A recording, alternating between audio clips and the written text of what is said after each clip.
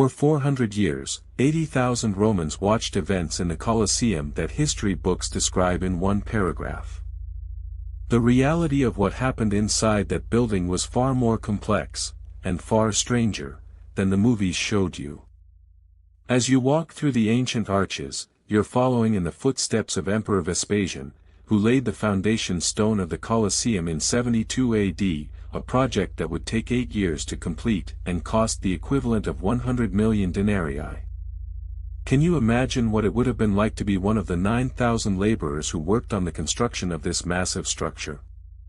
Before the Colosseum became a symbol of Roman power, the city was a bustling metropolis with a population of over 1 million people, and a severe housing crisis, with 80% of the population living in insulae, cramped and poorly ventilated apartment buildings.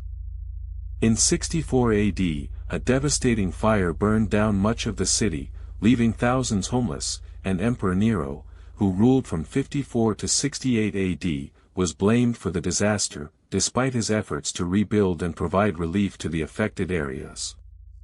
The Roman Empire was also expanding rapidly, with 37 provinces under its control, and a complex system of governance, including the Roman Senate, which had 600 members, and the Praetorian Guard, which had 10,000 soldiers.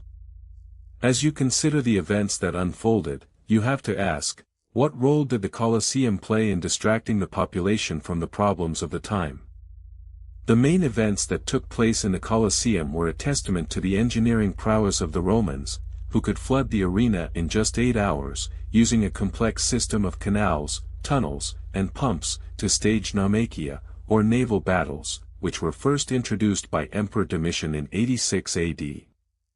You would have seen gladiators, who were often slaves or prisoners of war, but also included some volunteers, who were paid up to 100,000 sestertii per fight, and had their own unions, such as the Collegium Gladiatorum, which was established in 183 AD.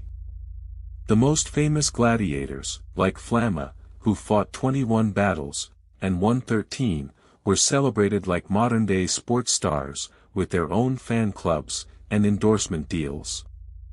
The Colosseum also hosted animal hunts, known as venations, which featured exotic creatures like lions, tigers, and bears, with over 9,000 animals being killed in a single day, during the inauguration games of Emperor Titus in 80 AD.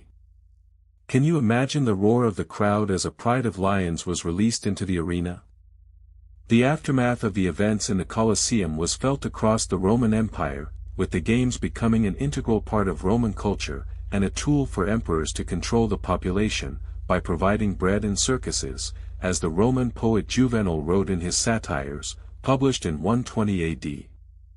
The Colosseum also had a profound impact on the environment, with the animal hunts driving many species to extinction, including the African elephant, which was hunted for its ivory tusks, and the European lion, which was hunted for sport.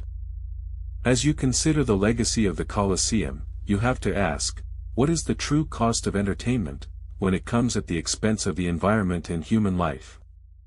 As you leave the Colosseum, you're left with a lasting impression of the power and complexity of ancient Rome, and the enduring legacy of its most iconic landmark, which was built to last, using over 100,000 cubic meters of travertine limestone, and 300 tons of iron clamps, and has survived for over 1,900 years, despite being damaged by earthquakes, and plundered for its materials.